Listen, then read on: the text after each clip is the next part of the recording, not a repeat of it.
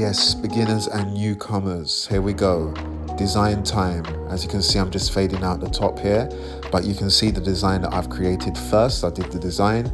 If you're practicing or learning to do lines or shapes, here you go. This is the most simple way. Do lines and shapes. Make sure the sensitive area, so make sure that the machine is not too sharp. I've just made an X, and now I'm going to be creative and continue until it looks good. This is a good way for you to practice. If it's good, then you can keep it. If the client doesn't want it, then you can get rid of it at the end.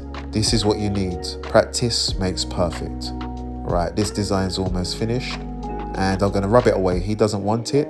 This was just practice to show you. Demonstrations, here we go. Final results.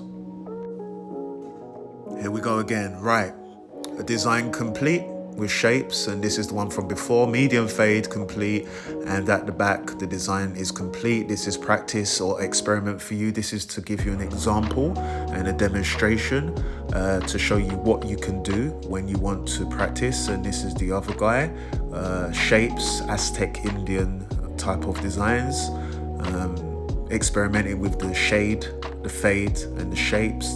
Finished results, that's complete. The reason for doing these shapes lower at the back is so that if it's wrong or doesn't look good, you can easily cut it off. And here's a different design with some more rounder shapes for the young man here with curly hair.